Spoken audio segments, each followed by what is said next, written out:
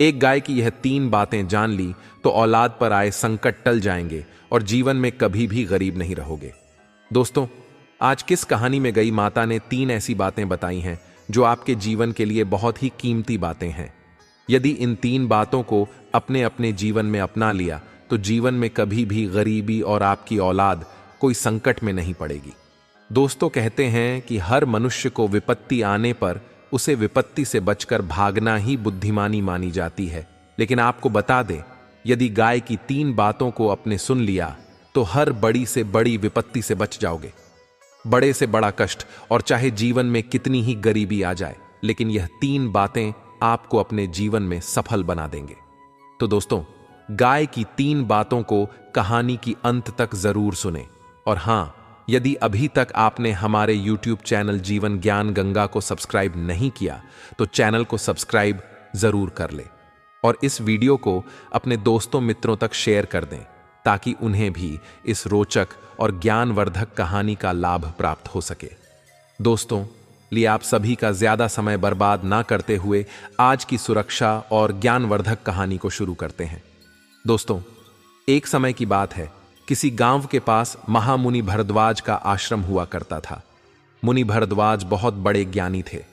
उन्हें लोगों के भूत भविष्य वर्तमान इन सभी का ज्ञान था।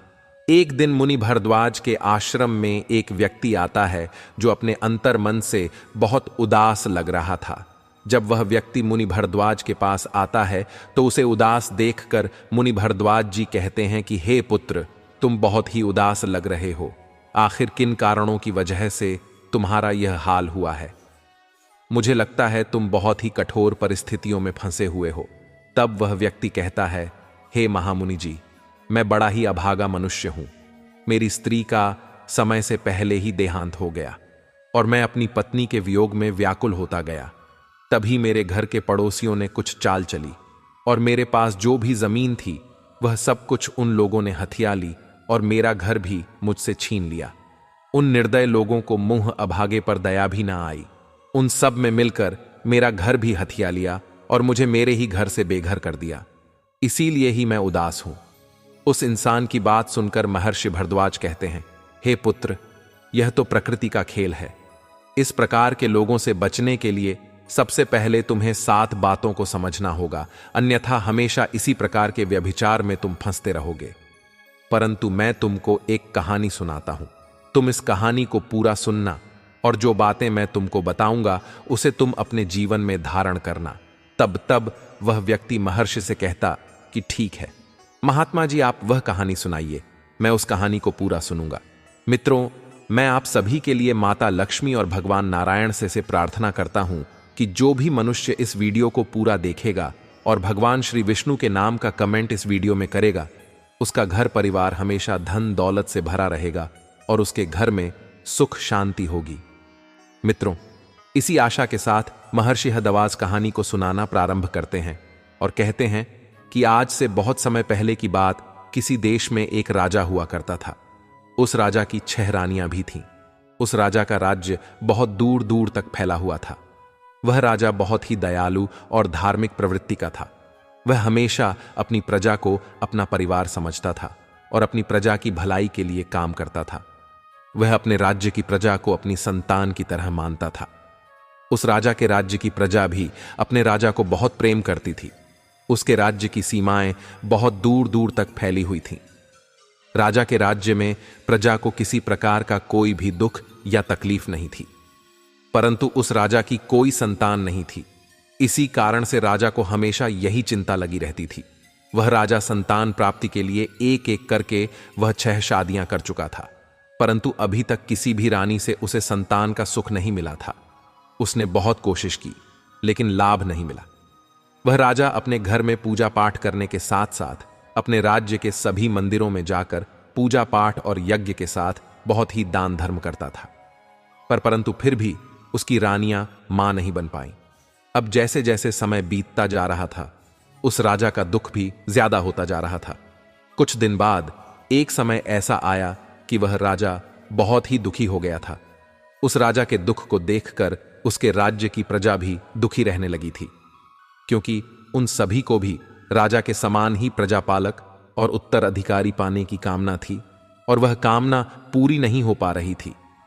उस राज्य के लोग सदा ईश्वर से उस राजा के लिए हमेशा ही अपने अंतर्मन से कामना करते थे कि राजा के यहां कम से कम एक पुत्र तो जरूर पैदा हो जाए जो उनके राज्य का आने वाला राजा बन सके। इसलिए ही उस राजा की प्रजा भी सभी देवी देवताओं की आराधना करती थी, देवी देवताओं से मन्नत मांगती थी। एक दिन की बात है, वह राजा जंगल में शिकार करने के लिए निकल जाता है। शिकार करते समय एक हिरण का पीछा करने लगता है, और हिरण का पीछा करते करते वह मंगल में काफी दूर निकल जाता है, परंतु फिर भी हिरण उसे नहीं मिलता है। वह हिरण न जाने कहां अपनी लंबी लंबी छलांग मारता हुआ उस जंगल में कहीं गायब हो गया था। वह राजा काफी देर तक हिरण को जंगल में इधर उधर ढूंढते रहे, लेकिन वह हिरण उन्हें कहीं नहीं मिला। काफी देर तक इस प्रकार घूमते घूमते उस राजा को बहुत जोरों की प्यास लग गई थी, और वह राजा भी अपने रास्ते से भटक चुके थे। फिर भी वह अश्व लेकर आगे जा रहे थे। चारों दिशाओं में घनघोर जंगल ही जंगल था। अचानक उन्हें कहीं से पानी की आवाज सुनाई दी। अब उस राजा ने सोचा कि लगता है शायद इधर कोई झरना है। वह राजा झरने की आवाज सुनते सुनते उसी आवाज की दिशा में चलने लगे। तभी कुछ दूर आगे जाने के बाद राजा को वह झरना दिखाई दिया। उस झरने के पास पहुंचकर राजा अपने अश्व से नीचे उतरे, और जैसे ही वह पानी पीने लगे, अचानक वहां पर उनको एक आवाज सुनाई दी कि आप कौन हैं और आपको दिखाई नहीं दे रहा है क्या कि मैं यहां नहा रही हूं? आप यहां कैसे आ गए? राजा ने एकदम से चौंक कर पीछे देखा। सचमुच अपनी प्यास के आगे उन्हें दिखाई नहीं दिया कि एक लड़की उस झरने में नहा रही थी। उन्होंने जल्दी से अपनी आंखें दूसरी तरफ फेर लीं और कहा, मुझे बहुत प्यास लगी थी, इसीलिए मैं पानी पीने आ गया। कृपया आप मुझे क्षमा करें, मैंने आपको देखा नहीं था। यदि आप बुरा ना माने तो क्या मैं पानी पी सकता हूं? पीने के बाद मैं यहां से चला जाऊंगा। वैसे भी मैं भटक गया हूं। आप कौन हैं और आप इतने घने जंगल में अकेली क्या कर रही हैं? मुझे तो बहुत ही ज्यादा प्यास लगी थी, और इस तरफ मुझे कुछ आवाज सुनाई दी तो मैं आ गया, और प्यासा इतना था कि कहीं और मेरा ध्यान गया ही नहीं। राजा के प्रश्न का उत्तर देते हुए वह लड़की कहने लगी, मैं यही पास के गांव में रहती हूं। मेरा तो यहां का रोज का आना जाना लगा रहता है। मैं रोज आती हूं और इसी झरने में नहाती हूं। यह झरना और नदी जंगल के बीच में है, इसलिए यहां कभी कोई नहीं आया। मैं तो निश्चित होकर नहा रही थी। मुझे नहीं पता था कि आप यहां आ जाएंगे। आप मेरी तरफ पीठ करके पानी पी लीजिए और कुछ देर उधर रुक जाइए, मैं आपको रास्ता बता दूंगी। राजा पानी पीकर वहां से कुछ दूर जाकर एक पौधे की छांव में उस लड़की की तरफ पीठ करके खड़ा हो गया और लड़की का इंतजार करने लगा। इधर वह लड़की जल्दी जल्दी नहाकर एक चट्टान के पीछे जाकर अपने कपड़े बदलने लगी, और कुछ ही देर में वहां से निकलकर राजा के पास आ गई। राजा के पास आकर वह कहने लगी, आपको और पानी पीना है तो पी लीजिए। राजा ने कहा, नहीं नहीं, पानी तो मैंने पी लिया है। अब तुम मुझे अपना परिचय दो और मेरी मदद करो। तब वह कहने लगी, मैंने अपने घर ले जाने के लिए कुछ फल तोड़ कर रखे हैं। आपको भूख लगी होगी, आप उन्हें खा सकते हैं। क्या आप उन फलों को खाएंगे? अगर खाना चाहोगे तो मैं आपको दे दूंगी। यह कहकर वह राजा का जवाब सुने बिना ही टोकरी में रखे हुए फल निकालकर झरने के पानी में धोकर खाने के लिए राजा को देने लगी। राजा लगातार उस लड़की को देख रहा था। उस राजा ने देखा कि वह बार बार उससे फल लेने की जिद कर रही है। तब उस राजा ने उस लड़की से फलों को ले लिया और उस लड़की से पूछने लगा कि क्या तुम नहीं खाओगी? अब वह कहती है, नहीं, आप अतिथि हैं, आप खाइए। अब उस राजा ने उससे कहा कि अभी तक आपने अपने बारे में कुछ नहीं बताया है, मैं तुम्हारे बारे में भी जानना चाहता हूं। तब वह कहती है, मेरा नाम सावित्री है और मैं यही पास के गांव में रहती हूं। मेरे गांव का नाम बगत है। मेरे परिवार में सिर्फ मेरी माँ है। मेरी माँ और मैं, हम दोनों लोग वन से फल और लकड़ियां ले जाते हैं और उन्हें बेचकर अपना गुजारा कर लेते हैं। और हाँ, एक और बात, मेरे घर के पास थोड़ी सी जमीन है। हम लोग उसमें कुछ अनाज और सब्जियां उगा लेते हैं। उन उगाई हुई सब्जियों को हम बाजार में बेच देते हैं, जिससे हमारा खर्चा चल जाता है। मैंने तो अपने बारे में आपको सब कुछ बता दिया है, परंतु आपने अभी अपने बारे में कुछ नहीं बताया कि आप कौन हैं। तब राजा ने एक पल के लिए कुछ सोचा और फिर वह बोला कि जब मैं अगली बार तुमसे मिलने आऊंगा तब मैं तुमको बताऊंगा कि मैं कौन हूं। उस राजा ने यह भी कहा कि मैं तुमसे मिलने इसलिए आऊंगा क्योंकि तुम्हें देखकर तुमसे बातें करने की इच्छा होती है। इसके बाद सावित्री हंसते हुए बोली, मैंने आपको बताया तो था कि मैं रोज यहां आती हूं। सुबह लकड़ियां ले जाकर मां को दे देती हूं, फिर फल लेकर जाती हूं। उसके बाद खाना खाकर हम सब्जी और फल बेचने के लिए बाजार जाते हैं। मैं आपको रोज इस समय पर ही यहां मिलूंगी, या फिर आप चाहे तो आप मेरे गांव में भी आ सकते हैं। उस लड़की की इतनी बात सुनकर वह राजा वहां से चला गया और अपने राज्य को लौट आया। लेकिन राजा सावित्री पर मोहित हो गया था, इसलिए वह सोच रहा था कि तभी उसके मंत्री ने अपने राजा से पूछा, हे राजन, आप क्या सोच रहे हैं? तभी सारी बात उसे बताई। तब वह मंत्री कहता है कि हे राजन, आप उससे विवाह कर लो। हो सकता है उससे ही हमारे राज्य को एक उत्तराधिकारी मिल जाए। मंत्री का यह सुझाव सुनने के बाद अगले ही दिन राजा अपने मंत्री को साथ में लेकर सावित्री से मिलने के लिए निकल गया। जब वह झरने के पास पहुंचे तब उन्होंने सावित्री को आवाज दी। अब सावित्री झरने के पास नहीं थी। जब राजा के कई बार आवाज देने के बाद सावित्री बाहर नहीं आई, तब वह रुक गए और इंतजार करने लगे। काफी देर इंतजार करके बाद भी जब उन्हें सावित्री दिखाई नहीं दी, तो राजा ने मंत्री जी को भी बुलाया और कहा, आज सावित्री दिखाई नहीं दे रही है। लगता है या तो आज सावित्री आई नहीं है या फिर वह आकर वापस चली गई है। परंतु उसने कहा था कि वह रोज यहां पर आती है, तो अब तक वह आई क्यों नहीं? तब उस मंत्री ने कहा, महाराज, क्यों ना हम लोग उसके गांव चले। तब राजा कहने लगता है, हां, लगता है यही ठीक रहेगा। तब उन दोनों ने सावित्री के गांव में जाने का निश्चय कर लिया और दोनों सावित्री के गांव पहुंच गए और फिर सावित्री का नाम लेकर उसका पता पूछते हुए उसके घर पहुंच गए। वहां पर पहुंचकर राजा ने देखा तो उसे वहां सावित्री की कुटिया के बाहर सावित्री के अलावा और कोई भी दिखाई नहीं दिया। सावित्री अब अपनी कुटिया के बाहर चुपचाप बैठी हुई थी। राजा ने उसे आवाज लगाई, सावित्री, तुम क्या कर रही हो? देखो, मैं तुमसे मिलने आया हूं। मैंने झरने के पास तुम्हारी बहुत प्रतीक्षा की, परंतु तुम वहां नहीं आई। सावित्री की आंखें आंसू से भरी हुई थीं। राजा ने पूछा, सावित्री, क्या हुआ? तुम क्यों रो रही हो? अब वहीं दो अजनबियों को अश्व पर सवार देखकर उनके पास बैठे हुए ग्रामीण में से एक ने कहा, बाबूजी, इसके अपनों में सिर्फ इसकी एक मां ही तो थी और वह भी चल बसी है, क्योंकि उसे सर्प ने काट लिया था और उनकी मृत्यु हो गई। अब यह बेचारी अकेली रह गई है। आप ही बताए कि ऐसे में अब यह बेचारी रोए नहीं तो क्या करे। लेकिन आप लोग कौन हैं? तब मंत्री जी ने राजा का परिचय दिया और मंत्री की बात सुनकर पूरे गांव में खलबली मच गई। सभी ने मिलकर राजा का दिल से स्वागत किया। राजा ने गांव के मुखिया से कहा, मैं सावित्री से विवाह करना चाहता हूं, क्या आप लोगों को कोई आपत्ति है? तब उस गांव के मुखिया जी ने कहा कि नहीं, हमें कोई दिक्कत नहीं है। हमारी बेटी राजरानी बनेगी। हमारे तो भाग्य ही खुल गए हैं। यह गांव अब आपका ससुराल होगा। इससे अधिक हमें और क्या चाहिए?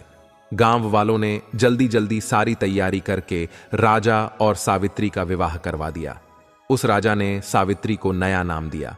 रानी राजलक्ष्मी राजा और मंत्री जी नई रानी राजलक्ष्मी को लेकर अपनी राजधानी वापस जाने के लिए जब तैयार हुए, तब गांव वालों ने बहुत ही धूमधाम से गांव की बिटिया राजलक्ष्मी को विदा किया।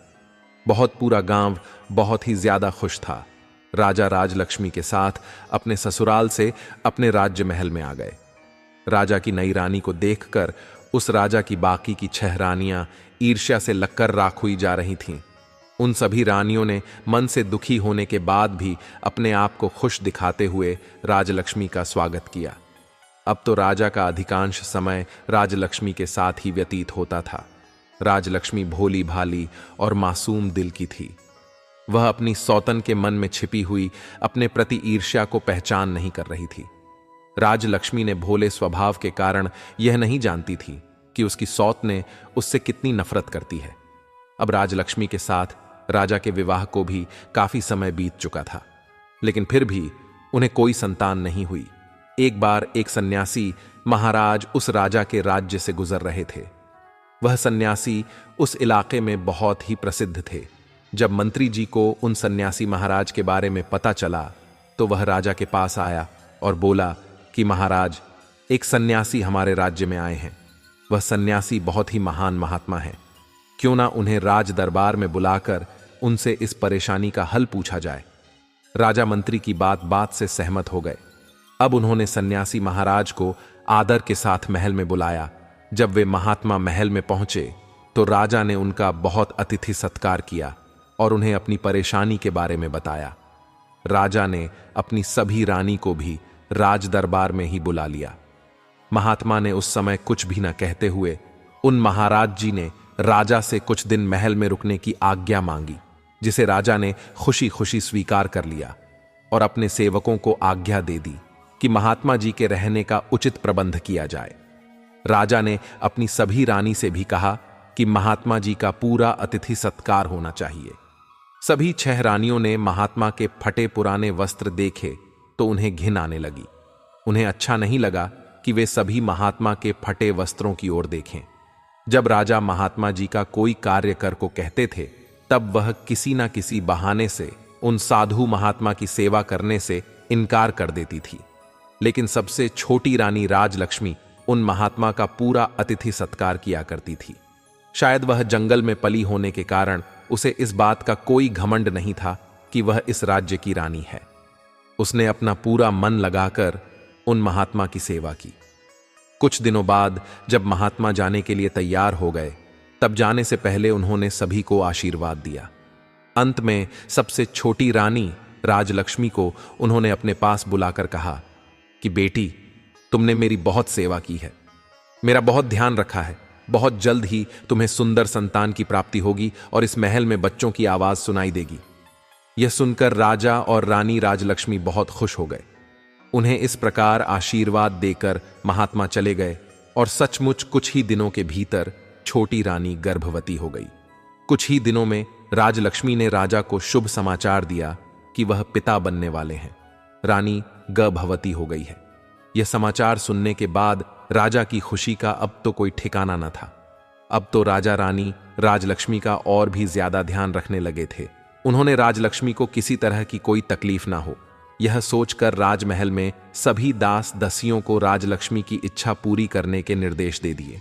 उन्होंने कुल गुरु को भी यह निर्देश दिया कि वह प्रतिदिन रानी को धार्मिक और प्रेरक कहानी सुनाए। रानी के गर्भवती होने का समाचार जब राज्य में फैला, तब पूरे राज्य में खुशी की एक लहर फैल गई। उस राज्य में सभी लोग खुशियां मनाने लगे। चारों तरफ बधाइयों की धूम मची थी। सभी लोग खुश थे कि राज्य को वारिस मिलने वाला है। परंतु 6 रानियां तो जलकर राख हो गई थीं। यह 6 की 6 रानियां आपस में विचार करने लगीं कि अब क्या होगा। अब तो वह सब यही सोच रही थी कि छोटी रानी तो पहले से ही राजा को बहुत प्यारी है, बड़ा होने के बाद तो इसका और अधिक ध्यान रखा जाएगा।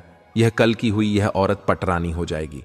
उसके बाद हम सभी का तो कोई महत्व ही नहीं रह जाएगा और यह हमें दासी की तरह समझेंगे। इस तरह से वे आपस में सलाह करके हमेशा रानी राजलक्ष्मी को परेशान करने का प्रयास किया करती थी, परंतु उनका कोई भी प्रयास सफल नहीं हो पाता था। कभी कुलगुरु के लोग रास्ते में आ जाते थे, तो कभी राजा की प्रजा और कभी दासियां, तो कभी स्वयं ही उनके रास्ते की रुकावट बन जाते थे। इस तरह समय बीत रहा था और रानी की गर्भावस्था का समय भी लगभग पूरा होने को वाला था। तभी अचानक राज्य की सीमा पर विद्रोहियों ने विद्रोह कर दिया। उनके विद्रोह को दबाने के लिए सेनापति को राजा ने भेज दिया, परंतु वह अपने काम में फिर भी असफल रहे। तब राज्य की सीमा पर स्वयं राजा को ही जाना पड़ा। राजा ने अपनी सबसे बड़ी रानी को छोटी रानी राजलक्ष्मी की उचित देखभाल करने का आदेश दिया और वह विद्रोह को दबाने के लिए महल से निकल गए। राजा के जाते ही सभी रानियों को सुनहरा अवसर मिल गया और सभी रानियां राजलक्ष्मी से मधुर बातें करते हुए बच्चे के लिए आवश्यक सावधानियां बतलाकर चली जाती थीं। रानी राजलक्ष्मी समझ नहीं पा रही थीं कि आखिर कुलगुरु और सभी रानियों की बातें इतनी अलग अलग क्यों हैं। आखिर सही कौन है? दोनों की बातें एक दूसरे से बिल्कुल विपरीत है। तब वह अपने मन में सोचती है कि कुलगुरु तो पुरुष है और रानियां तो महिलाएं हैं। महिलाओं की बातें पुरुष कहां समझ पाएंगे। इसीलिए वह आंखें बंद करके बड़ी रानियों की हर बात मानती चली गई। एक दिन रानी को प्रसव पीड़ा शुरू हो गई। तब रानी राजलक्ष्मी ने बड़ी रानी से कहा कि दीदी, मुझे बहुत तकलीफ हो रही है, मुझे कुछ उपाय बताइए, प्रसव कैसे होगा। समय पूरा हो गया था। तब बड़ी रानी के मन में बहुत ज्यादा ईर्ष्या हो रही थी। वह सोच रही थी कि अभी से इसका इतना ध्यान रखा जाता है, बच्चे पैदा होने के बाद ना जाने कितना ज्यादा इसका ध्यान रखा जाएगा।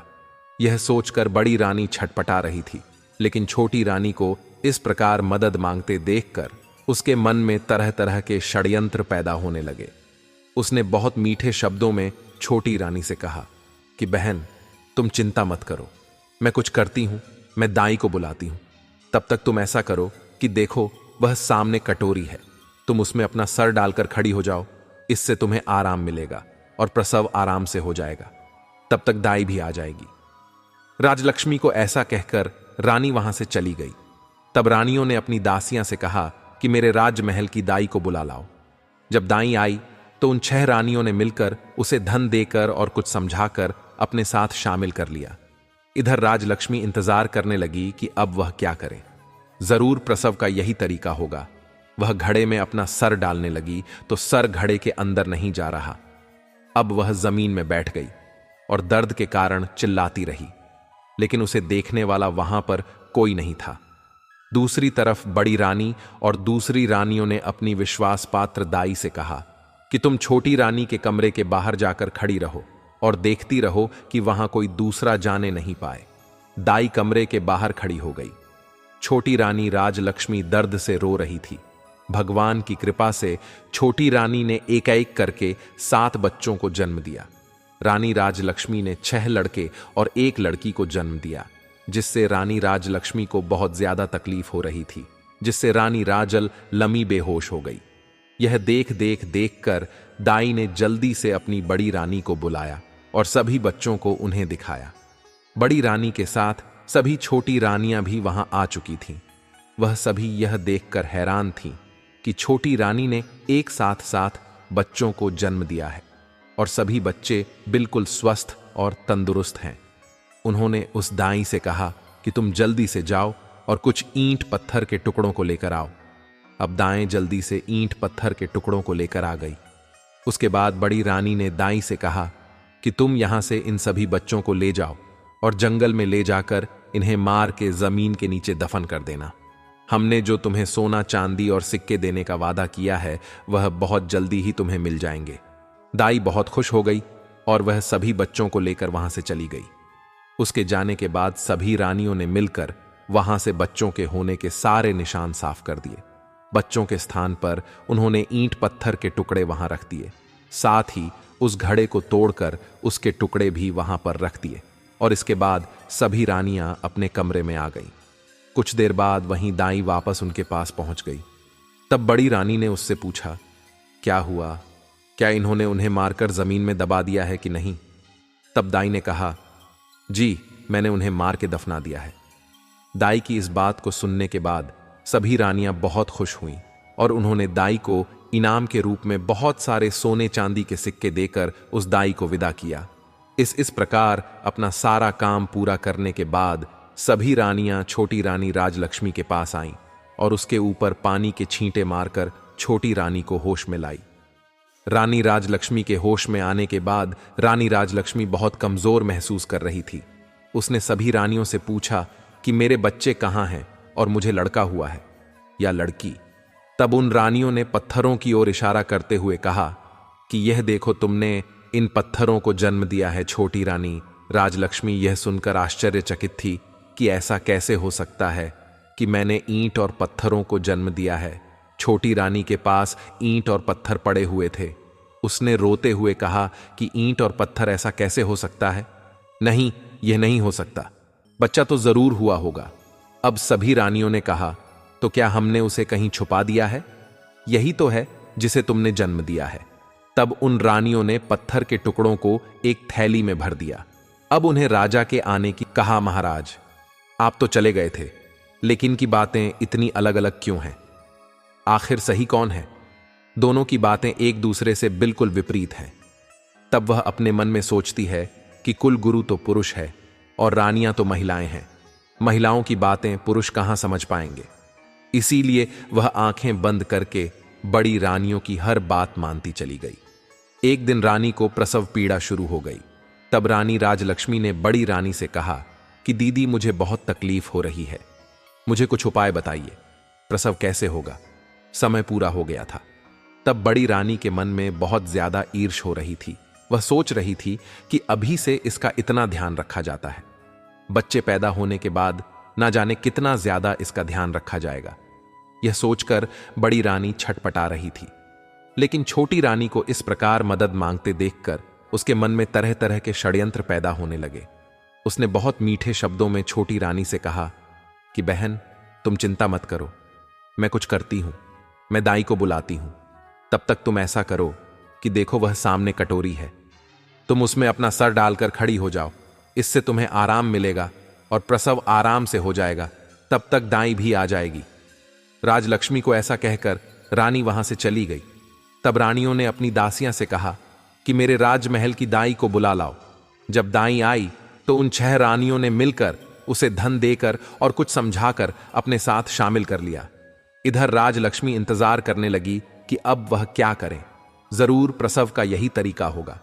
वह घड़े में अपना सरने लगी तो सर घड़े के अंदर नहीं जा रहा। अब वह जमीन में बैठ गई और दर्द के कारण चिल्लाती रही, लेकिन उसे देखने वाला वहां पर कोई नहीं था।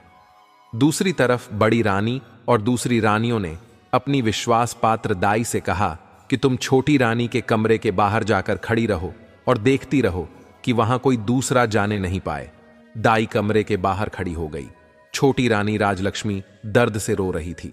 भगवान की कृपा से छोटी रानी ने एकाएक करके 7 बच्चों को जन्म दिया। रानी राजलक्ष्मी ने 6 लड़के और 1 लड़की को जन्म दिया, जिससे रानी राजलक्ष्मी को बहुत ज्यादा तकलीफ हो रही थी, जिससे रानी राजल्लमी बेहोश हो गई। यह देख देख कर दाई ने जल्दी से अपनी बड़ी रानी को बुलाया और सभी बच्चों को उन्हें दिखाया। बड़ी रानी के साथ सभी छोटी रानियां भी वहां आ चुकी थीं। वह सभी यह देखकर हैरान थीं कि छोटी रानी ने एक साथ 7 बच्चों को जन्म दिया है और सभी बच्चे बिल्कुल स्वस्थ और तंदुरुस्त हैं। उन्होंने उस दाई से कहा कि तुम जल्दी से जाओ और कुछ ईंट पत्थर के टुकड़ों को लेकर आओ। अब दाएं जल्दी से ईंट पत्थर के टुकड़ों को लेकर आ गई। उसके बाद बड़ी रानी ने दाई से कहा कि तुम यहां से इन सभी बच्चों को ले जाओ और जंगल में ले जाकर इन्हें मार के जमीन के नीचे दफन कर देना। हमने जो तुम्हें सोना, चांदी और सिक्के देने का वादा किया है वह बहुत जल्दी ही तुम्हें मिल जाएंगे। दाई बहुत खुश हो गई और सभी बच्चों को लेकर वहां से चली गई। उसके जाने के बाद सभी रानियों ने मिलकर वहां से बच्चों के होने के सारे निशान साफ कर दिए। बच्चों के स्थान पर उन्होंने ईंट पत्थर के टुकड़े वहां रख दिए। साथ ही उस घड़े को तोड़कर उसके टुकड़े भी वहां पर रख दिए और इसके बाद सभी रानियां अपने कमरे में आ गईं। कुछ देर बाद वहीं दाई वापस उनके पास पहुंच गई। तब बड़ी रानी ने उससे पूछा, क्या हुआ? क्या इन्होंने उन्हें मारकर जमीन में दबा दिया है कि नहीं? तब दाई ने कहा, जी मैंने उन्हें मार के दफना दिया है। दाई की इस बात को सुनने के बाद सभी रानियां बहुत खुश हुईं और उन्होंने दाई को इनाम के रूप में बहुत सारे सोने चांदी के सिक्के देकर उस दाई को विदा किया। इस प्रकार अपना सारा काम पूरा करने के बाद सभी रानियां छोटी रानी राजलक्ष्मी के पास आईं और उसके ऊपर पानी के छींटे मारकर छोटी रानी को होश में लाई। रानी राजलक्ष्मी के होश में आने के बाद रानी राजलक्ष्मी बहुत कमजोर महसूस कर रही थी। उसने सभी रानियों से पूछा कि मेरे बच्चे कहाँ हैं और मुझे लड़का हुआ है या लड़की? तब उन रानियों ने पत्थरों की ओर इशारा करते हुए कहा कि यह देखो, तुमने इन पत्थरों को जन्म दिया है। छोटी रानी राज लक्ष्मी यह सुनकर आश्चर्यचकित थी कि ऐसा कैसे हो सकता है कि मैंने ईंट और पत्थरों को जन्म दिया है।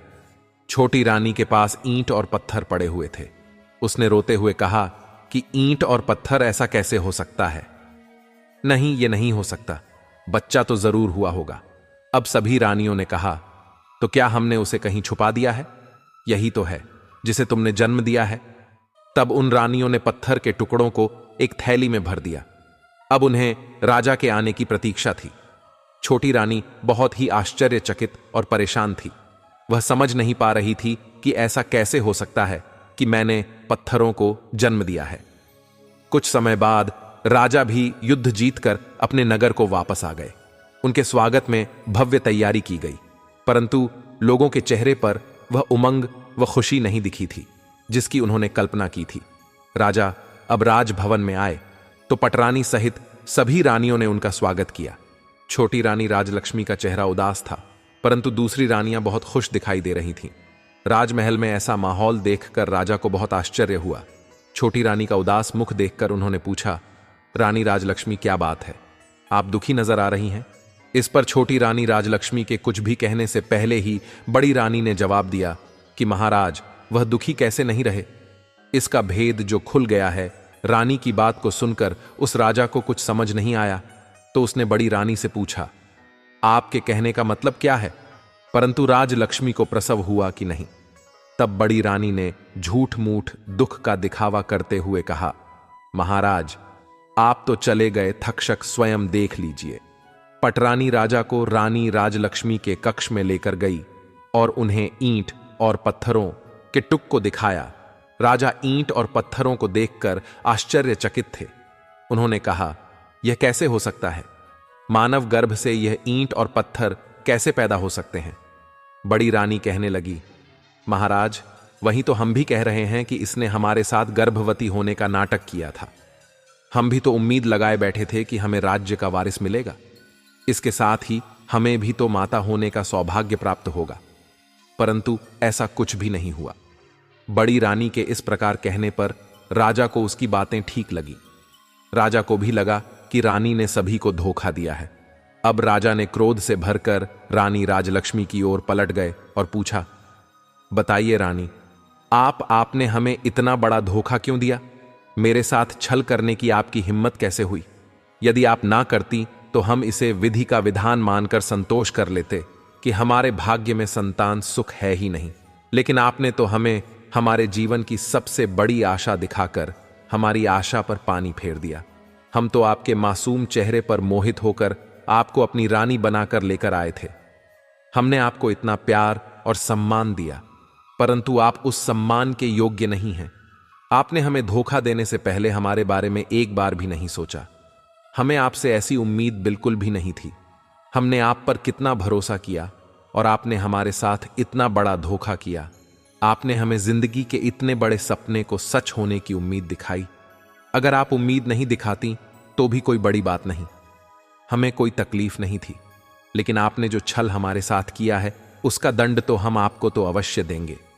आज से आप हमारी रानी नहीं बल्कि महल की नौकरानी होगी। जाइए, हमारे सामने से अभी चली जाइए, वरना क्रोध में मैं न जाने क्या कर बैठूं। राजा के ऐसे शब्द सुनकर छोटी रानी बहुत दुखी हुई, लेकिन वह कुछ नहीं कर सकती थी। वह उस कक्षा से बाहर चली गई और एक तरफ बैठकर रोने लगी। इस घटना के बाद तो राजमहल में छोटी रानी का जीवन बहुत मुश्किल से होकर गुजरने लगा था। सभी रानियां राजलक्ष्मी के साथ बहुत गंदा व्यवहार करती थीं। महल की नौकरानियों से भी अधिक उससे काम कराया जाता था। उनको महल की सफाई के काम में लगा दिया गया। रानी राज लक्ष्मी बहुत दुखी हो गई और उस कारण उसके दिन बहुत ही दुख के साथ गुजर रहे थे। रानियों की क्रूरता दिन के साथ ज्यादा होती जा रही थी, पर वह सब कुछ सहने के अलावा क्या कर सकती थी। उनके पास कोई ऐसा सबूत नहीं था जिससे वह अपनी गर्भ अवस्था को प्रमाणित कर पाती। वह जानती थी कि वह सच में गर्भवती थी। उन्हें यह आश्चर्य होता था कि उनके बच्चों का क्या हुआ। कई बार उनके मन में इच्छा होती थी कि वह राजमहल को त्याग कर अपने गांव चली जाए और अपनी पुरानी दिनचर्या आरंभ करें। अब उसे अपनी पुरानी जिंदगी की बहुत याद आती थी, परंतु वह यह सोचकर अपना विचार बदल देती कि उसके रानी बनने पर उसके गांव वाले कितने खुश थे। अब वह जाकर किस मुंह से अपने दुर्भाग्य की कथा उन्हें बताएगी। इस तरह समय बीतता रहा और काफी समय के बाद एक दिन जब राजा दरबार में बैठे राज्य कार्य में व्यस्त थे कि तभी एक प्रहरी ने उनके पास आकर सूचना दी। प्रहरी ने कहा, महाराज, एक गांव का प्रधान आपसे मिलना चाहता है। राजा ने कहा कि उसे भेज दीजिए। फिर राजा ने कहा कि आई प्रधान जी, आप क्या समस्या लेकर आए हैं? गांव के ग्राम प्रधान ने आकर राजा से कहा, महाराज, आपके शासन में किसी को कोई समस्या नहीं है। आपके राज्य में और हमारे गांव में सभी खुश हैं। आज मैं यहां आपके पास एक आश्चर्यजनक और चमत्कारी घटना के बारे में बताने के लिए आया हूं, जिसके बारे में जानकर हम सब गांव वालों की तरह आप भी बहुत ही हैरान हो जाएंगे।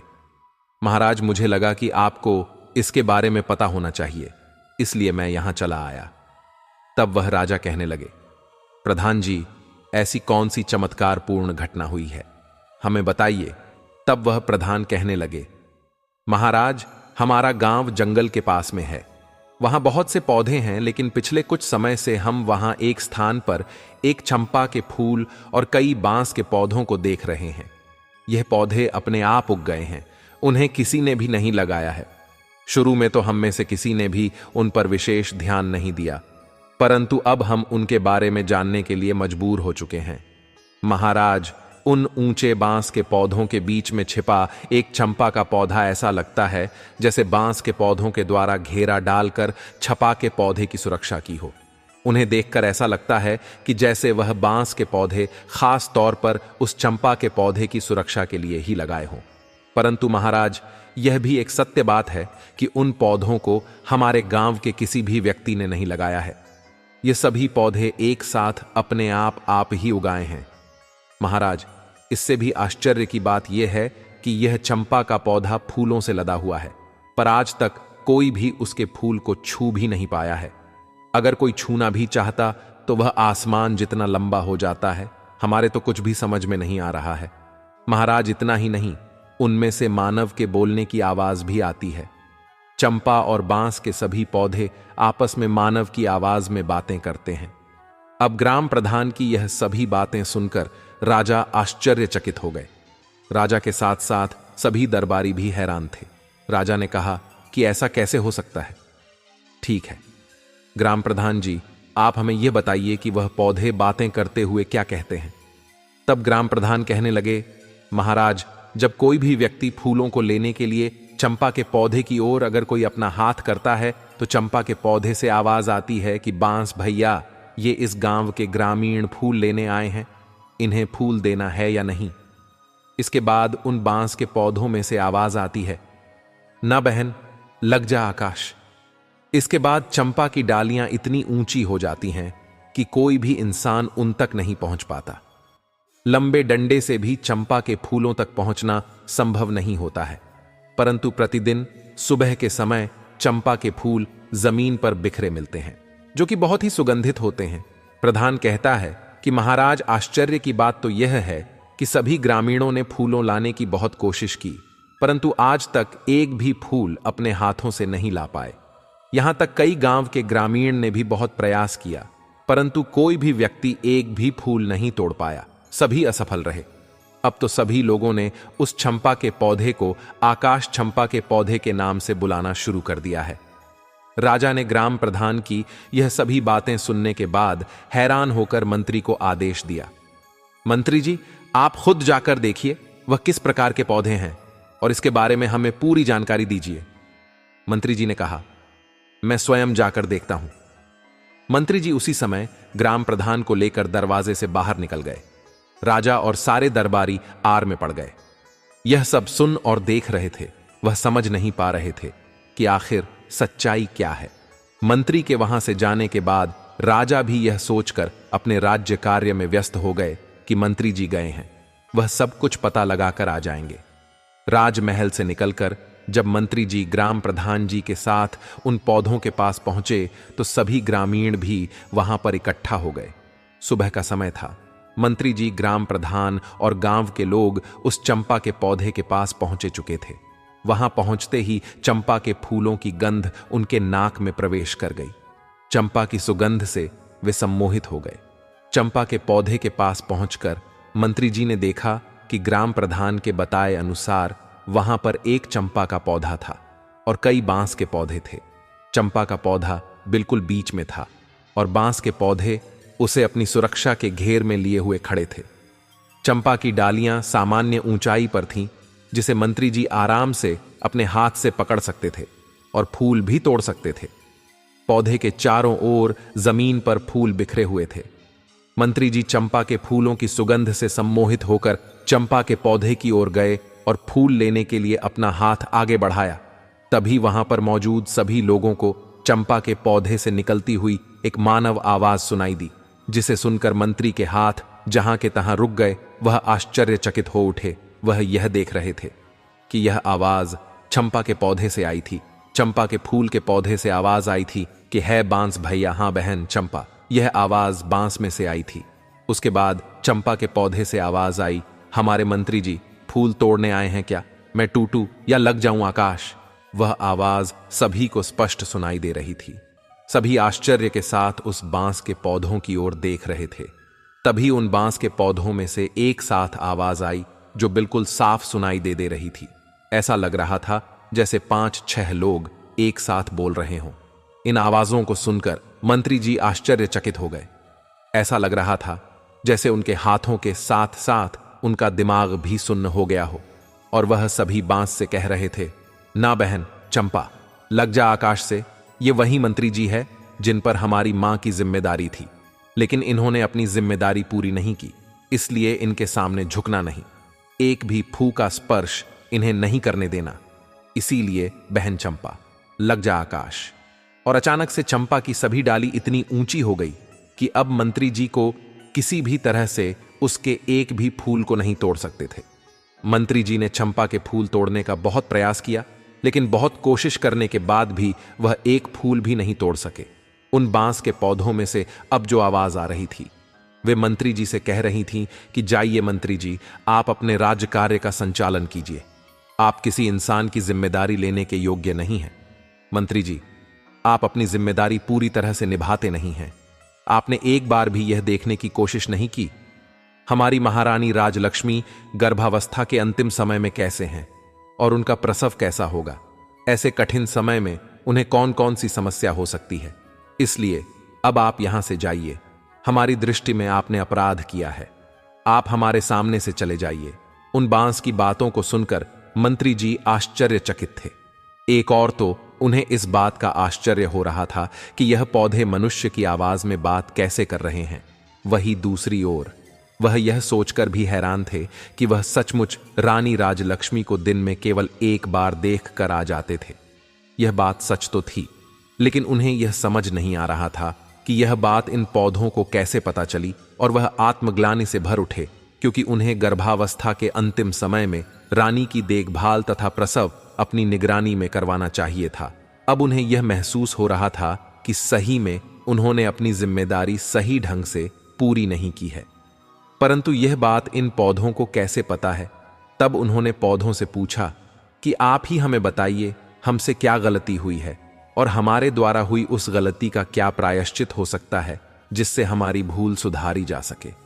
परंतु उसके बाद उन पौधों में से कोई आवाज नहीं आई। मंत्री जी पौधों से बात करने का बार बार प्रयास करते रहे। उन्होंने पौधों से कई प्रकार के प्रश्न पूछे, लेकिन उन्हें पौधों की तरफ से कोई उत्तर नहीं मिला और ना ही अब पौधों की तरफ से कोई भी आवाज आ रही थी। लेकिन चंपा की डालियां अभी भी ऊंचाई पर थीं, इसलिए मंत्री जी बहुत परेशान थे। मंत्री जी को उनके प्रश्नों के उत्तर नहीं मिले थे। वह मंत्री जी निराश होकर वहां से वापस जाने लगे। वहां से लौटने से पहले उन्होंने गांव वालों से कहा, मैं इस बात को महाराज से अवश्य कहूंगा और मुझे पूरा विश्वास है कि मेरी बात सुनने के बाद महाराज इस बात का पता लगाए के लिए यहां अवश्य आएंगे। इसके बाद मंत्री जी वहां से अपनी राजधानी वापस आ गए। राजमहल वापस आकर उन्होंने महाराज को सारी बातें बताईं और कहा कि महाराज, मुझे लगता है कि राजमहल में कुछ षड्यंत्र तो अवश्य हुआ है। अब मुझे तो अपने ऊपर ग्लानि हो रही है।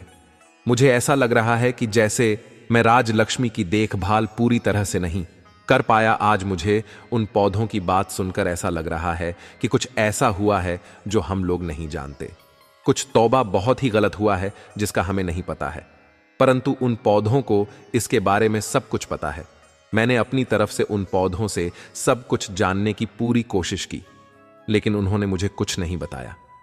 महाराज, मेरा आपसे अनुरोध है कि आप एक बार अवश्य वहां चले और देखें, हो सकता है वह चंपा का पौधा आपको सारी बातें बता देगा। शायद अब मंत्री की पूरी बात ध्यानपूर्वक सुनकर राजा ने कहा, ठीक है, हम स्वयं चलेंगे और अपने साथ अपनी रानी को भी लेकर चलेंगे। हम सारे लोग वहां चलकर देखेंगे।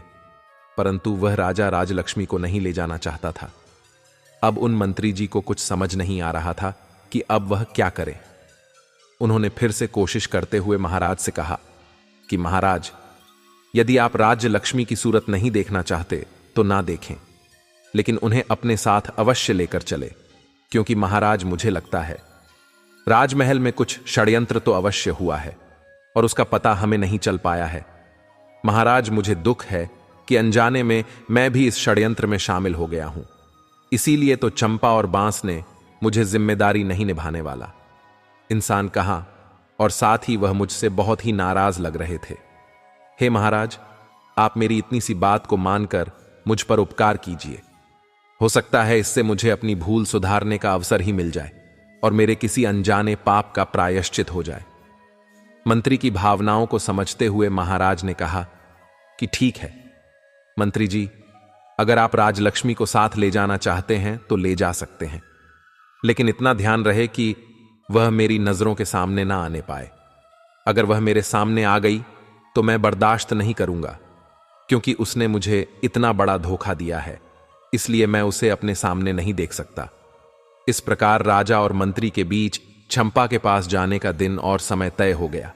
अब राजा और मंत्री के वहां जाने की तैयारी होने लगी। निश्चित दिन पर और समय पर राजा अपनी रानियों के साथ चंपा के फूलों का रहस्य जानने के लिए निकल पड़े। आगे रथ में स्वयं उनकी पटरानी तथा पीछे 5 रानियों की पालकी थी। उनके कई प्रमुख सभा सदस्य भी उनके साथ जा रहे थे। राजा के आदेश के अनुसार छोटी रानी राजलक्ष्मी को सभी के साथ जाना था, परंतु मंत्री जी ने उनके जाने की व्यवस्था अपने परिवार के साथ की थी और पूरे सम्मान सहित एक पालकी में अपने परिजनों के साथ उनकी यात्रा सुनिश्चित की। मंत्री जी को अब भी अपने आप पर ग्लानि हो रही थी कि उन्होंने गर्भ की अवस्था में रानी की पूरी तरह से देखभाल नहीं की थी और उन्होंने रानी के प्रसव की सही व्यवस्था नहीं की थी। उन्हें पूर्ण विश्वास हो गया था कि रानी ने राजा को धोखा नहीं दिया है, उनके साथ छल हुआ है। राजा की सवारी अब गांव की तरफ चल दी और गांव के पास आकर एक वन में रुक गए। गांव के बाहर गांव की सीमा पर पड़ाव डाला गया। गांव के ग्रामीण राज परिवार के स्वागत में जुट गए। अगले दिन सुबह यह काफिला चंपा के पौधे के पास जा पहुंचा और सभी लोग उनके चारों ओर घेरा डालकर बैठ गए। आज भी चंपा के फूल जमीन पर बिखरे हुए थे और उनमें से निकल रही मनमोहक सुगंधित हवा पूरे वातावरण को सुगंधित कर रही थी। चंपा की सुगंध से वहां उपस्थित सभी लोग प्रफुल्लित हो रहे थे। अब राजा भी उस चंपा के पौधे का रहस्य को जानने के लिए बेताब थे। सभी 6 रानियां राजा के पास खड़ी थीं, परंतु सिर्फ छोटी रानी राजलक्ष्मी उनके पास न होकर मंत्री जी की पत्नी के साथ खड़ी थी। तभी एक रानी ने महाराज से कहा, महाराज, यदि आपकी आज्ञा हो तो मैं कुछ फूलों को तोड़कर ले लूं। मुझे इसकी खुशबू से बहुत ही अच्छा लग रहा है। राजा ने कहा, हां रानी जी, क्यों नहीं, आप अवश्य फूल लीजिए। तभी दूसरी रानी ने कहा, महाराज, मेरी भी फूल तोड़ने की बहुत इच्छा हो रही है। इनकी सुगंध इतनी अच्छी है कि मैं अपने आप को रोकने में असमर्थ हूं। आप आदेश दें तो मैं भी कुछ फूल तोड़ लाऊं। तभी महाराज ने सभी को आज्ञा दे दी। जब दोनों रानियां फूलों के पास गईं और उन्होंने चंपा के फूलों को तोड़ने के लिए अपना हाथ आगे किया, तभी चंपा के फूलों से आवाज आई, रानी आप रुकिए, आप हमारी आज्ञा के बिना इस तरह हमारे फूल नहीं तोड़ सकती। आवाज को सुनते ही रानी के हाथ जहां जहां थे वहीं रुक गए। आसपास बैठे सभी लोग भी इस आवाज को सुनकर डर गए। तभी चंपा के पौधे से आवाज आई, बांस भैया, हमारी सौतेली मां हमारे फूल लेने आई हैं। मैं टूटू या लघु आकाश। तब बांस के पौधे में से आवाज आई, बहन चंपा, लग जा आकाश, ये तो तुम्हें छूने के योग्य भी नहीं है। क्या तुम्हें याद नहीं कि इन्होंने हमारी मां के साथ कैसा अत्याचार किया है? इसीलिए बहन, इनके बारे में मत सोच और लग जाओ। आकाश के साथ तुरंत ही चंपा की डालियां ऊपर उठने लगी और आकाश को छूने लगी। निराश होकर महारानी वापस आकर अपने स्थान पर खड़ी हो गई। इसी प्रकार से 5वीं, चौथी, तीसरी और फिर दूसरी रानी भी हार मानकर अपने स्थान पर बैठ गई।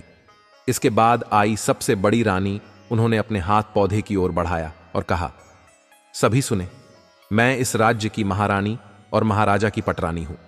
इस राज्य में जो कुछ भी है उन सब का उपयोग सबसे पहले या तो मैं करती हूं या वह मेरी अनुमति से किसी और को प्राप्त हो सकता है। इसलिए चंपा अपनी डाली को नीचे झुका और मुझे फूल तोड़ लेने दे। इस बार चंपा की डालियों से आवाज आई, बांस भैया, हमारी सौतेली मां मुझे फूल देने के लिए चेतावनी के साथ डरा रही है। हमें अपना आदेश मानने के लिए कह रही है। तुम क्या कहते हो, हमें इनका आदेश मानना चाहिए या नहीं? तब बांस बोला, ना बहन, तुम्हें आदेश देने का इनके पास कोई अधिकार नहीं है।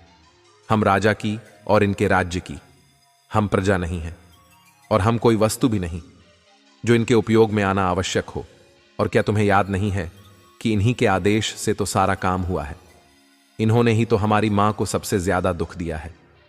राह राज्य की जनता की मां होती है, इसीलिए पूरी प्रजा भी उनकी संतान बनकर उनक देख रहे थे। कुछ देर के बाद जब राजा ने वहीं पर अपना दरबार लगा दिया और उन्होंने आदेश दिया कि सभी 6 रानियां रानी बनने के योग्य नहीं हैं, इसीलिए आज से और अभी से मैं इनका परित्याग करता हूं, छोटी यानी राजलक्ष्मी को।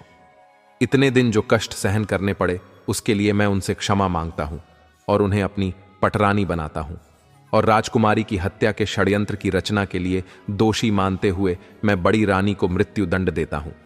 महाराज ने अपने महामंत्री से कहा, मंत्री जी, मेरे आदेश का तुरंत पालन किया जाए। रानी राजलक्ष्मी, जो अब तक अपने बच्चों को अपनी बाहों में समेटे अपने सीने से लगाए हुई बैठी आंसू बहा रही थी, उन्होंने ने अचानक से अपना सर उठाया और कहा, महाराज, आज मेरे लिए प्रसन्नता का बहुत बड़ा दिन है, क्योंकि आज मेरे बच्चे मुझे वापस मिल गए। आज के इस प्रसन्नता भरे दिन पर मैं किसी के लिए कालिमा का दिन नहीं लाना चाहती। इसीलिए आपसे मेरा एक अनुरोध है। आप मेरा यह अनुरोध स्वीकार कर लीजिए कि बड़ी रानी को मृत्युदंड ना दे, अन्यथा इनका दोष हमारे बच्चों, हमारे राज्य और राज्य की जनता पर हमेशा के लिए ग्रहण की तरह छाया रहेगा। इसलिए महाराज, इन सबको क्षमा कर दीजिए।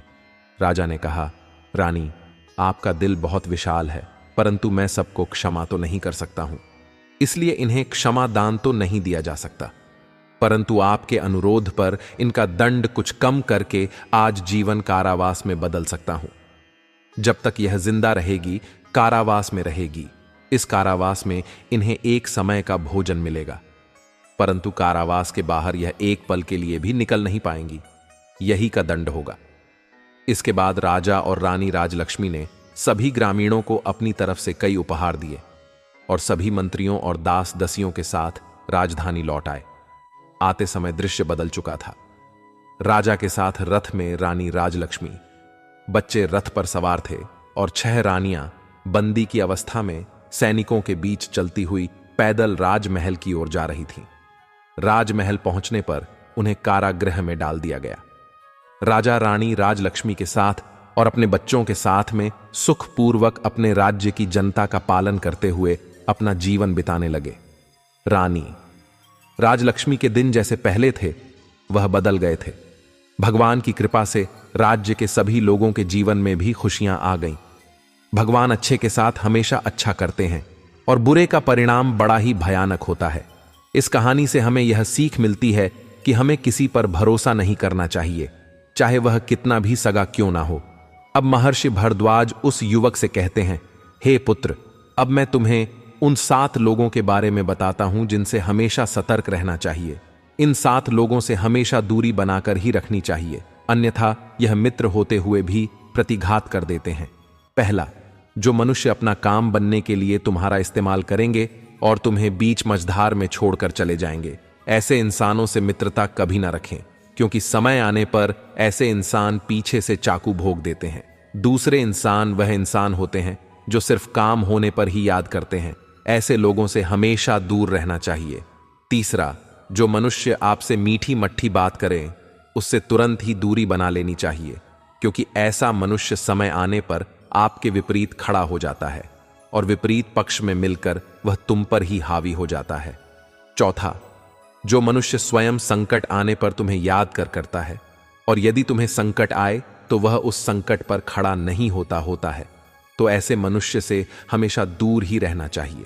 ऐसा मनुष्य सिर्फ अपने आप को ही देखता है, उसे दुनिया से मतलब नहीं होता है। मतलब के समय पर ही वह केवल तुम्हें याद करता है, तो उसका तत्काल त्याग कर देना चाहिए।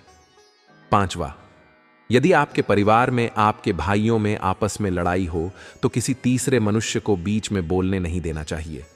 इससे घर में फूट पड़ जाती है और वह मनुष्य मजे उड़ाता है तो ऐसे मनुष्य को अपने घर के मामलों में दखल देने से हमेशा दूर रखना चाहिए। छठा, किसी भी मनुष्य के लिए अपने आप को न्योछावर नहीं करना चाहिए। इससे मनुष्य की अहमियत का पतन होता है और वह मनुष्य आपकी अहमियत का ही फायदा उठाता है और बाद में वही तुम्हें त्याग देता है। तो ऐसे मनुष्य से भी दूर रहना चाहिए। सातवां, एक मनुष्य को हम हमेशा लालची मनुष्य से दूर रहना चाहिए, क्योंकि वह लालच के वश में आकर किसी भी हद तक गिर सकता है। हे पुत्र, यही तुम्हारे साथ भी हुआ है, तुम्हारे साथ भी छल किया गया है। अब महर्षि भरद्वाज की बातें उस युवक के समझ में आ गई थीं। तब वह युवक महर्षि भरद्वाज को प्रणाम करता है और वहां से चला जाता है। मित्रों, आपको यह कहानी कैसी लगी हमें कमेंट करके अवश्य बताइएगा। तभी गीता में श्री कृष्ण कहते हैं कि किसी को धोखा देना एक कर्ज है जो आपको किसी और के हाथों एक ना एक दिन जरूर मिलेगा। गीता के लिखा है कि समय का चक्र बहुत तेज चलता है, इसलिए ना तो अपने बल का अहंकार करें और ना ही अपने धन का। जीवन का हर दांव जीतना है तो बल से ज्यादा बुद्धि का उपयोग करें, क्योंकि बल लड़ना सिखाता है और बुद्धि जीतना। श्रीमद् भागवत गीता में श्री कृष्ण कहते हैं कि यदि किसी काम को करने में डर लगे तो याद रखना यह संकेत है कि आपका काम वाकई में बहादुरी से भरा हुआ है। गीता के अनुसार नेत्र केवल हमें दृष्टि प्रदान करते हैं, परंतु हम कब किस्म क्या देखते हैं यह हमारी भावनाओं पर निर्भर करता है। श्री कृष्ण कहते हैं कि मनुष्य को स्वयं को ईश्वर में लीन कर देना चाहिए। ईश्वर के सिवाय मनुष्य का कोई नहीं होता है। इसके साथ ही यह मानकर कर्म करना चाहिए कि वह भी किसी का नहीं है। भोग से मिलने वाला सुख क्षणिक होता, जबकि त्याग में स्थायी आनंद मिलता है। श्री कृष्ण कहते हैं कि सत्संग ईश्वर की कृपा से मिलता है, परंतु कुसंगति में भी मनुष्य अपने कसे पड़ता है। गीता के अनुसार जीत और हार आपकी सोच पर निर्भर करती है। मान लो तो हार होगी और ठान लो तो जीत होगी। श्री कृष्ण कहते हैं कि जब कोई समझदार इंसान अपने सबसे प्रिय व्यक्ति और करीबी रिश्ते को भी छोड़ने के लिए तैयार हो जाए तो समझ जाना चाहिए उसके आत्मा सम्मान को ठेस पहुंची है। आत्मसम्मान किसी व्यक्ति का खुद के प्रति, अपने चरित्र और आचरण के प्रति किया जाने वाला सम्मान है। इसे स्वाभिमान भी कहा जाता है, इसलिए इसमें अभिमान का भी थोड़ा अंश होता है, जिसके कारण इन दोनों के बीच में बहुत बारीक सी लाइन होती है। आसान भाषा में अभिमान घमंड के साथ साथ चलता है, वहीं आत्मसम्मान नैतिकता के साथ चलता है, भले ही इसके कारण कितनी ही बड़ी हानि क्यों ना हो जाए। भगवान श्री कृष्ण कहते हैं कि कभी भी अपने दोस्त की भावनाओं को ठेस नहीं पहुंचना चाहिए, क्योंकि इंसान के सहने की कोई क्षमता होती है। अगर वह आपकी दोस्ती का मान रखता है तो इसका अर्थ यह नहीं कि वह आपके बातों का जवाब नहीं दे सकता, बल्कि वह आपसे दोस्ती नहीं खत्म करना चाहता है। ऐसे में आपको समझ लेना चाहिए कि वह आपका सच्चा मित्र है और ऐसे दोस्त को खोने की बिल्कुल भी गलती ना करें। गीता उपदेश के दौरान भगवान श्री कृष्ण ने बताया है कि हमेशा भरोसेमंद इंसान को अपना दोस्त बनना चाहिए, जो आपकी बात को इस कदर गुप्त रखे कि कोई यह समझ ना पाए कि वह आपकी कोई बात को छुपा रहा हो। ऐसा मित्र अगर आपके पास है तो उसे खोने की गलती मत करें, और यदि आपके आसपास ऐसा मित्र है जो आपके भरोसे के काबिल नहीं, उनसे समय रहते दूर हो जाना ही आपके लिए स्वास्थ्यदायक होगा।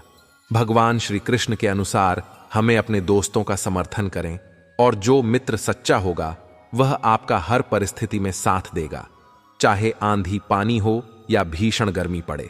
आपके लिए एक बात पर समर्थन में खड़ा होगा, वह एक सच्चा मित्र होता है। लेकिन जो लोग केवल स्वार्थ से आपके साथ जुड़े हो, वैसे लोगों को मित्र बनाने से अच्छा है कि समय रहते उनसे उचित दूरी बना ले। भगवान श्री कृष्ण ने गीता उपदेश के दौरान मित्र की परिभाषा समझते हुए कहा है कि अपने दोस्त पर हमेशा भरोसा बनाए रखें, जिसका एक उदाहरण कर्ण है। सारी परिस्थितियों को जानते हुए उन्होंने कभी दुर्योधन का साथ नहीं छोड़ा। वह जानते थे कि इस युद्ध में कौरवों को मात मिलने वाली है, इसके बावजूद उन्होंने दुर्योधन के विश्वास को नहीं तोड़ा और वीर गति को प्राप्त हुए। भगवान श्री कृष्ण कहते हैं कि अगर आपका दोस्त दोस्ती को खत्म करने के लिए कलह करने लगे तो उसे फौरन त्याग देना चाहिए, अन्यथा उसकी बातों से आपको काफी ज्यादा दुख पहुंच सकता है। कोशिश करें कि अपने दोस्त से किसी भी बात पर लड़ाई झगड़ा ना करें, बल्कि उसे समझाने और समझने का प्रयास करें। शास्त्रों पुराणों में बताया गया है कि मनुष्य धरती पर रहकर जो भी अच्छे या बुरे कर्म कर, उन सभी कर्मों का लेखा जोखा मृत्यु के बाद होता है और उसके अनुसार सजा और पुनर्जन्म मिलता है। ईश्वर की दृष्टि में जो अच्छे कर्म यानी आपके काम होते हैं उसे पुण्य कहा जाता है, और जो बुरे कर्म होते हैं उन्हें पाप कहा जाता है। गरुड़ पुराण में उल्लेख मिलता है कि मनुष्य धरती पर जो कुछ भी पाप करता है उन सभी पापों की अलग अलग सजा बारी बारी से मिलती है। यम के न्याय में किसी भी पाप की सजा से बचा नहीं जा सकता है। प्रस्त्री पुरुष संबंध रखने वाले को लोहे के गर्म सलाखों को आलिंगन करवाया जाता है। जो पुरुष अपने गोत्र की स्त्री से संबंध बनाता है उसे नरक की यतना भोगना पड़ता है। कुंवारी अथवा अल्पायु कन्या से संबंध बनाने वाले को नरक की घोर यातना सहने के बाद अजगर योनि में आकर जन्म लेना पड़ता है। जो व्यक्ति काम भावना से पीड़ित होकर गुरु की पत्नी का मान भंग करता है, ऐसा व्यक्ति वर्षों तक नरक की यातना सहने के बाद गिरगिट की योनि में जन्म लेता है। मित्र के साथ विश्वासघात करके उसके पत्नी से संबंध बनाने वाले को यमराज गध की योनि में जन्म देते हैं। लेकिन व्यभिचार और धोखा देने से भी बड़ा एक पाप है जिसकी सजा कठोर है। महाभारत के समय एक व्यक्ति ने ऐसा पाप किया था, लेकिन आजकल बहुत से लोग ऐसे पाप करने लगे हैं। जानिए वह पाप क्या है और इसकी सजा क्या है। भगवान श्री कृष्ण ने दृष्टि में जो सबसे बड़ा पाप है वह है भ्रूण हत्या। महाभारत युद्ध समाप्त होने के बाद जब द्रोणाचार्य के पुत्र अश्वत्थामा ने उत्तरा के गर्भ में पल रहे बालक परीक्षित पर ब्रह्मास्त्र का प्रयोग करके उसकी हत्या कर दी, तब भगवान श्री कृष्ण सबसे अधिक क्रोधित हुए थे। श्री कृष्ण ने उस समय ही यह घोषणा कर दी थी कि अश्वत्थामा का पाप सबसे बड़ा पाप है, क्योंकि उसने एक अजन्म बालक की हत्या की थी। श्री कृष्ण ने इस पाप की सजा स्वयं अश्वत्थामा को दी थी। श्री कृष्ण ने अश्वत्थामा के सिर पर लगा चिंतामणि रत्न छीन लिया और शाप दिया कि तुमने जन्म तो देखा है लेकिन मृत्यु को नहीं देख पाओगे, यानी जब तक सृष्टि रहेगी तुम धरती पर जीवित रहोगे और कष्ट प्राप्त करोगे। भ्रूण की हत्या करने वाले के लिए सबसे कठोर सजा निर्धारित है और ऐसे व्यक्ति को कई युगों तक इस सजा का दंड भुगतना पड़ता है। तो दोस्तों, उम्मीद है आज का वीडियो आपको जरूर पसंद आया होगा। अगर वीडियो अच्छा लगा हो तो कमेंट में मन से जय श्री राधे कृष्णा जरूर लिखिए, और ऐसे ही वीडियो और पाने के लिए हमारे चैनल भरम टॉक्स को सब्सक्राइब जरूर करें। वीडियो को लाइक करें, ज्यादा से ज्यादा शेयर करें। धन्यवाद। जय श्री कृष्णा, जय श्री राम। राधे राधे मित्रों।